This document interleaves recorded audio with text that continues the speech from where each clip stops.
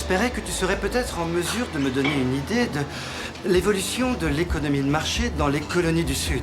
Moi, je soutiens que, préalablement à la guerre révolutionnaire, les modalités économiques particulières dans les colonies du Sud pouvaient être définies avec justesse par les termes de précapitalisme j'aimerais te dire un agraire. truc. C'est normal que tu soutiennes ça. Tu es un étudiant de première année, tu viens de finir le livre d'un petit historien marxiste, Pete Garrison probablement, et tu resteras convaincu jusqu'à ce que dans un mois tu lises James Lemon. Et là, tu soutiendras que l'économie en Virginie et en Pennsylvanie était animée d'un esprit d'entreprise tout à fait capitaliste, déjà en 1740. Et ça durera jusqu'à ce que l'an prochain, tu régurgites Gordon Wood et ses opinions sur la pré-révolution et son utopie et les effets bénéfiques au capital de toute mobilisation. Je ne pense pas que je le ferai parce que Wood a tendance à sous-estimer l'impact des distinctions. Wood a tendance à sous-estimer l'impact des distinctions sociales fondées sur la fortune, en particulier la fortune héritée. Tu as lu ça dans Vickers? Travail dans le comté des sexes, page 98. Ouais, je l'ai lu aussi. T'allais nous régurgiter tous les bouquins, tu n'as pas une idée personnelle sur le sujet? Alors c'est ça ton truc, tu arrives dans un bar, tu délites d'obscurs passages de quelques bouquins et tu prétends que ce sont tes idées à toi. Et tu fais tout ça juste pour impressionner une fille et embarrasser mon ami.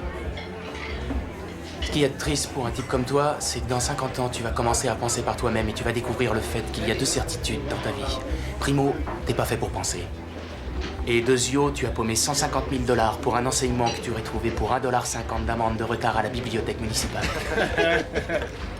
Oui, mais moi j'aurai mon diplôme. Et tu serviras à mes gosses des frites dans un drive-in quand je les emmènerai skier à la montagne.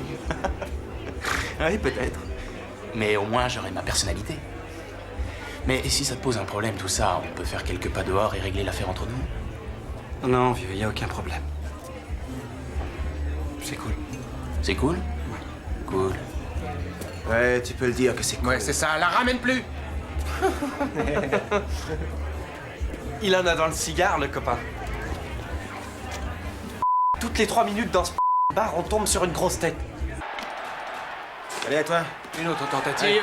On était là avec elle, tu vois. Égalité. Ça se passait bien. On était sur le point de conclure l'affaire, mais là... Chuck, Billy a insulté une des filles et l'autre, la plus costaud, elle a dit que j'avais le front qui se dégarnit et que j'avais quelques kilos de trop. Enfin, tu vois, je l'ai envoyé. Je devrais tourner ma langue. Salut. T'es un vrai idiot. Quoi? T'es un idiot. Je me range là-bas depuis 45 minutes à attendre que tu viennes me parler, mais maintenant je suis fatiguée et il faut que je rentre chez moi. Et j'en avais assez de me morfondre dans mon coin. Bonsoir, Will. Skylar. Skylar. Oh, je voulais te dire, le garçon là-bas, le clone de Michael Bolton, c'est pas quelqu'un de notre bande.